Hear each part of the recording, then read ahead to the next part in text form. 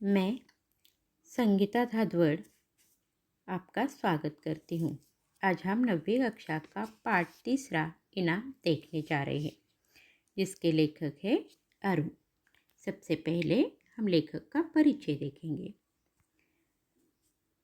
लेखक का जन्म 3 जनवरी 1928 मेरठ यानी उत्तर प्रदेश में हुआ था।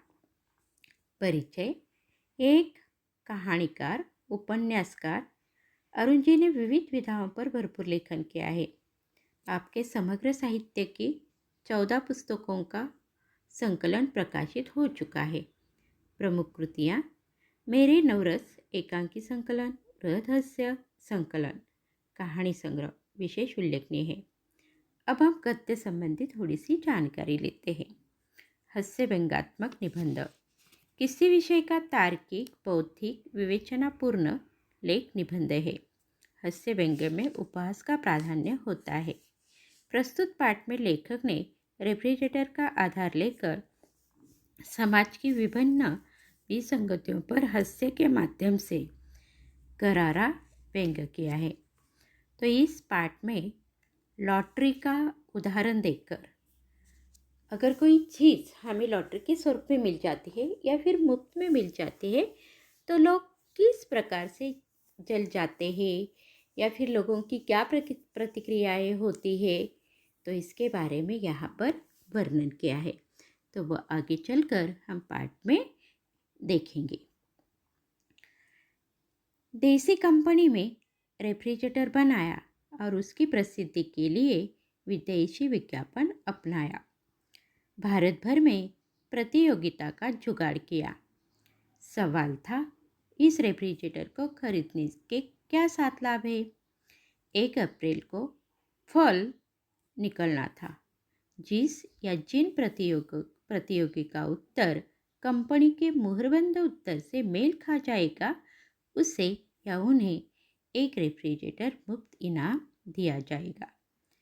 भारत में धूम मच गई है। मेरे विचार से इतने उत्तर अवश्य पहुँचे कि उनकी रद्दी बेचकर एक रेफ्रिजरेटर के दाम तो वसूल हो गए होंगे। लॉटरी खुलने वाले दिन से पहले वाली रात थी। हम सब बाहर छत पर लेटे थे। हेमंत ने कहा, पिताजी, हम रेफ्रिजरेटर रखेंगे कहाँ? पत्नी ने उत्तर दिया, क्यों, रसोई में जगह कर लेंगे। क्यों जी, तुमने बिजली कंपनी में दरख्वास्त भी दे दी है। घरेलू पावर चाहिए उसके लिए। मैं मुस्कुराकर बोला, तुम तो ख्याली फुकाव पका रहे हो, मानो किसी ने तुम्हें टेलीफोन पर खबर कर दी है। हमारे टेलीफोन तो तुम ही हो, पत्नी ने मस्का लगाया। इतने अच्छे लेखक के होते हुए कौन जीत सकेगा? तो हम देखते हैं, यहाँ पर देसी कंपनी ने एक रेफ्रिजरेटर बनाया था, लेकिन उसकी प्रसिद्धि करनी थी। आप सबको तो पता है, आजकल कोई भी चीज़ अगर बेचनी है तो उसकी प्रसिद्धि होना बहुत आवश्यक है। हम देखते हैं टीवी पर या फिर अखबार जो भी हो, तो उसमें बहुत सारे विज्ञापन आते हैं। ठीक उसी प्रकार यहाँ भी एक नया रेफ्रिजरेटर की कंपनी ने एक नया रेफ्रिजरेटर बनाया था और उसकी प्रसिद्धि के लिए उन्होंने एक विदेशी विज्ञापन बनवाया था। तो उन्होंने क्या किया था, उन्होंने एक स्पर्धा ली थी और एक जुगाड़ यानी व्यवस्था की थी। क्या किया था, तो उन्होंने ये जुगाड़ या ये स्पर्धा रखी थी कि इस रेफ्रिजरेटर को खरीदने के कौन से 7 लाभ है और इसका फल यानी जो लॉटरी खुलनी थी वह 1 अप्रैल को खुलवानी थी। तो यहाँ पर उन्होंने क्या किया था कि इस प्रतियोगिता के जो उत्तर है कंपनी के मुहरबत उत्तर से मेल खा जाएगा, उसे या उस व्यक्ति को ये रेफ्रिजरेटर मुफ्त में मिलने वाला था। अर्थात ऐसी कोई भी स्पर्धा हो तो सारे लोग उस पर उछल पड़ते हैं। ठीक उसी प्रकार पूरे भारत पे धूम मच गई थी कि कंपनी का जो रेफ्रिजरेटर है या नया रेफ्रिजरेटर आया है उसके अगर हम सही उत्तर देंगे तो वह हमें मुफ्त में मिल जाएगा। और इसी तरह से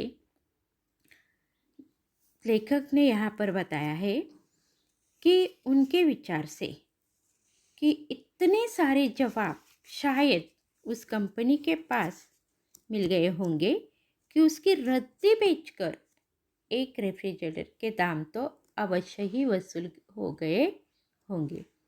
मतलब अगर मुफ्त में कोई चीज़ मिलने वाली है तो लोग उसके लिए कुछ भी करने के लिए तैयार हो जाते हैं।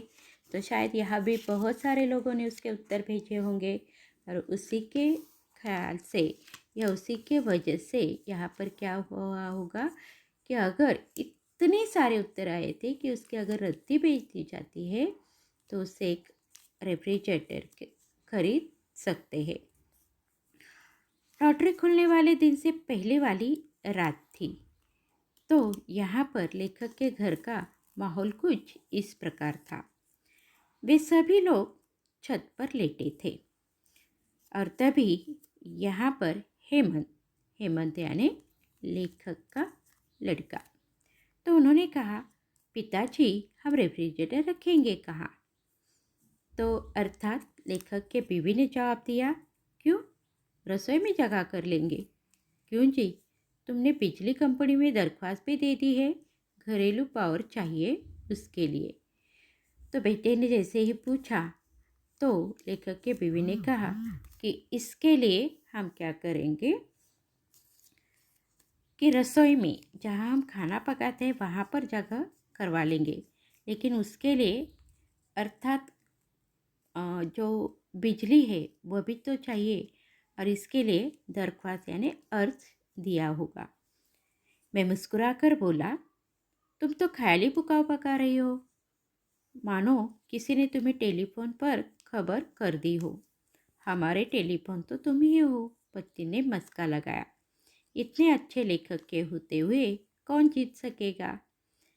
तभी लेखक मुस्कुराकर बोले कि जैसे मतलब यहाँ पर रेफ्रिजरेटर तो आया ही नहीं था, लेकिन उससे ही पहले लेखक के घर में बातें हो रही थी जैसे कि ये फ्रिज उनके ही घर में आने वाला है।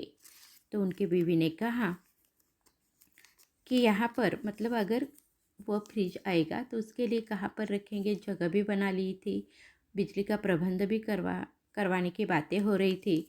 तो लेखक को ऐसा लगा कि शायद वह उनके ही घर में आने वाला हो। तो उन्होंने कहा, क्यों इस तरह के ख्याली मतलब बातों, अभी तो आया भी नहीं है तो उसके बारे में बातें क्यों? तो उन्होंने कहा, मुझे पता है कि तुम लेखक हो और उसके सारे जवाब तुमने सही सही दिए होंगे। तो मतलब यहाँ पर लेखक के बीवी ने ये मन ही मन में तय किया था कि अगर रेफ्रिजरेटर जो मिलने वाला है वो उनके ही घर में आने वाला है।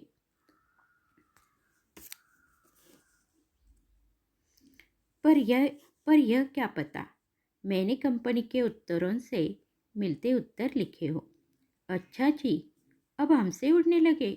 उस दिन खुद कह रहे थे कि कंपनी के पास लिखा लिखाया कुछ नहीं है, ये तो जिसका उत्तर सबसे अच्छा होगा उसे इनाम दे देगी। रेफ्रिजरेटर का विज्ञापन हो जाएगा और लाभ छांटने के लिए किसी एक्सपर्ट को रखना पड़ता और उसके पैसे अलग बचेंगे। तो यहाँ पर लेखक ने फिर उनसे बात पूछा, क्या आपको कैसे पता कि मैंने कंपनी के उत्तर से ही मिलते उत्तर लिखे हैं? तो बीवी ने कहा कि उस दिन आपने ही तो कहा था कि कंपनी के पास लिखा लिखाया कुछ नहीं होता। ये तो जिसका उत्तर सबसे अच्छा होगा उसे ही कंपनी इनाम देगी। रेफ्रिजरेटर का विज्ञापन भी हो जाएगा और लाभ छांटने के लिए किसी एक्सपर्ट को रखना भी नहीं पड़ेगा, क्योंकि अगर किसी एक्सपर्ट को रखते हैं तो उसे अलग पैसे देने पड़ेंगे, इसलिए कंपनी ज़्यादातर ऐसे झोल नहीं उठाती। वह तो समय समय पर दिमागी लहरें दौड़ाती है। अमिता ताली पीटकर बोली, पिताजी मैं रोज़ आइसक्रीम खाया करूँगी। हेमंत ने कहा, मैं बर्फ़ के क्यूब चूसूंगा। तभी बगल की छत से आवाज़ आई, ये आइसक्रीम रोज़ रोज़ कौन बना रहा है? क्या अमिता के पिताजी रेस्टोरेंट खोल रहे हैं? हेमंत चिल्लाया, नहीं ताऊ जी, कल हमारा रेफ्रिजरेटर आ रहा है। अमिता भी खिलखिलाई, उसमें रोज़ाना आइसक्रीम जमाया करेंगे। उनकी इस तरह की बातें हो ही रही थी और समय समय पर दिमाग में कुछ ना कुछ आ ही रहा था। तभी उनकी बेटी, जिसका नाम है अमिता, उसने ताली पिटाई और बोली, पिताजी मैं भी रोज़ आइसक्रीम खाया करूँगी। और हेमंत ने कहा, मैं बर्फ़ के क्यूब चूसूंगा। आप सबको पता है कि छोटे बच्चों को आइसक्रीम खाना या फिर बर्फ़ खाना बहुत अच्छा लगता है, तो इन बच्चों ने भी इसी तरह की बातें की थी। तभी ये सारी बातें वे कर ही रहे थे कि तभी बगल वाली यानी बाजू वाली छत में से आवाज़ आई, यह आइसक्रीम रोज़ रोज़ कौन बना रहा है? क्या अमिता के पिताजी ने रेस्टोरेंट खोल रहे हैं? तभी हेमंत चिल्लाया, नहीं ताऊ जी, कल हमारा रेफ्रिजरेटर आ रहा है। और अमिता भी खिलखिलाई, उसने कहा कि रोज़ाना आइसक्रीम जमाया करेंगे। शायद बगल वाले ताऊ जी ये सारी बातें सुन रहे थे और फिर उन्होंने उन्हें टोका और उनसे कहा कि कोई रेस्टोरेंट खोल रहा है। तभी बच्चों ने ही जवाब दिए कि नहीं, बल्कि उन लेखक के बेटे ने कहा कि उनका रेफ्रिजरेटर आने वाला है और अमिता ने कहा कि हम उसमें रोज़ाना आइसक्रीम बनाएंगे। ताऊ जी ने कहा, क्या लॉटरी वाले के बाबत कह रहे हो? वह तो मेरे नाम आ रहा है। मैंने नम्र स्वर में पड़ोसी दीनदयाल को पुकारा। क्या आपने भी उत्तर भरकर भेजा है? हाँ, क्योंकि मेरा उत्तर तुमसे सही है, इसलिए रेफ्रिजरेटर मिलेगा तो मुझे। खैर बच्चों, आइसक्रीम तो तुम्हें खिलानी ही पड़ेगी। बच्चे मायूस हो गए। किस्मत की बात है, अगले दिन लॉटरी खुली और रेडियो पर पता चला कि जिसके सब उत्तर ठीक है, उन दो भाग्यवानों में से एक मैं हूँ। रेफ्रिजरेटर मुंबई में आते जाते काफ़ी दिन लग गए। इतने में मैंने बिजली का प्रबंध कर लिया। उसका आना था कि सगे और संबंधियों में, मित्रों और मोहल्लों में धूम मच गई। सब देखने आने लगे, जैसे कोई बहू को देखने आता है। मुझे शक है, यदि मैं अपने कमाए पैसों से खरीदता तो भी ऐसी भीड़ लगती क्या? ये सब लॉटरी का प्रताप था। पहले आने वालों को पत्नी ने शिकंजी बनाकर पिलाई। कुछ शौकीनों के लिए चाय बनी।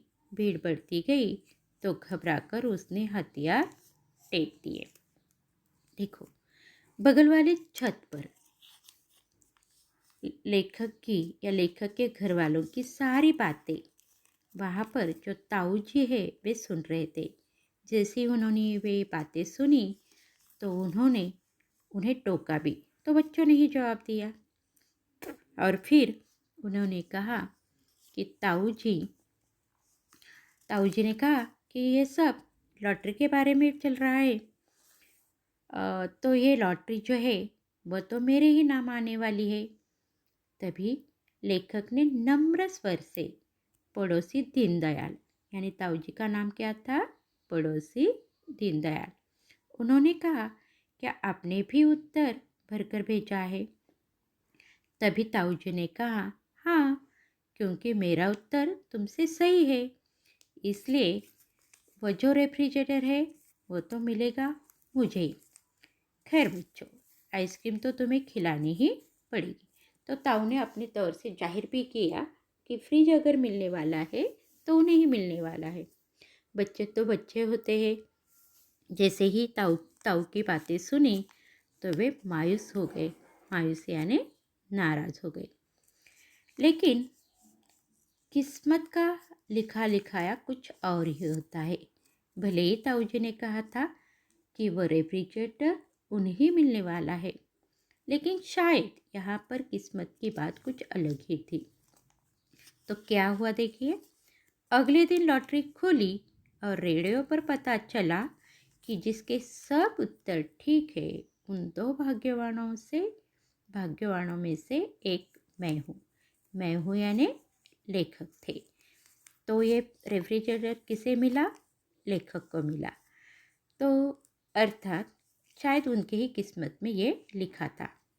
लेकिन देखो हुआ क्या, रेफ्रिजरेटर मुंबई से आते जाते काफ़ी दिन लग गए, क्योंकि मुंबई से ये उनके यहाँ पर आने वाला था। इतने में उन्होंने, क्योंकि शायद उनके घर में बिजली नहीं थी, उसका भी प्रबंध उन्होंने करवा लिया था। लेकिन जैसे ही लोगों को पता चला कि लेखक को रेफ्रिजरेटर लॉटरी में मिल चुका है, तो उनके सगे संबंधी मित्रों मोहल्ले में धूम मच गई। और जैसे कोई नई नवेली दुल्हन या कोई बहू किसी के घर में आ जाती है, तो लोग उसे देखने के लिए उतावले हो जाते हैं या उसे देखने के लिए आते हैं। ठीक उसी प्रकार जैसे ही लेखक के घर रेफ्रिजरेटर आया या आने वाला था, तो सभी लोगों को उसका पता चल चुका था। तो लेखक ने यहाँ ये भी बात बताई कि अगर वे खुद के पैसों से रेफ्रिजरेटर खरीदते तो शायद इतनी भीड़ न लगती, लेकिन ये लॉटरी में वह भी मुफ्त में मिला था। शायद इसी वजह से लोगों में ज़्यादा ही उत्सुकता थी। तो पहले आने वालों को पत्नी ने शिकंजी बनाकर पिलाई, शरबत या फिर कुछ लोगों के लिए चाय। लेकिन धीरे धीरे बहुत सारी भीड़ बढ़ती गई, बहुत सारे लोग आ गए और फिर लेखक की पत्नी भी हैरान हो गई। अब वह भी थोड़ी सी थक चुकी थी, तो उसने मतलब अपने हथियार टेक दिए। हथियार यानी चाय बनाना या शरबत बनाना उसने बनवाना छोड़ दिया, क्योंकि वह भी पूरी तरह से थक चुकी थी। बहुत सारे लोग उनके घर आ रहे थे।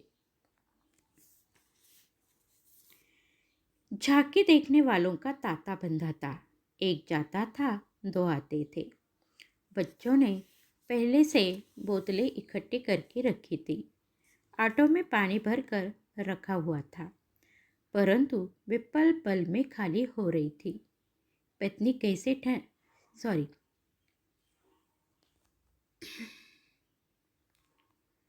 पानी कैसे ठंडा होता, दिनेश ने छींटा छोड़ा। अबे ये तो पानी को गर्म बना रहा है। मैं हंसकर बोला, भीड़ नहीं देखी, हम खुद गर्म हो रहे। पानी रखे मुश्किल से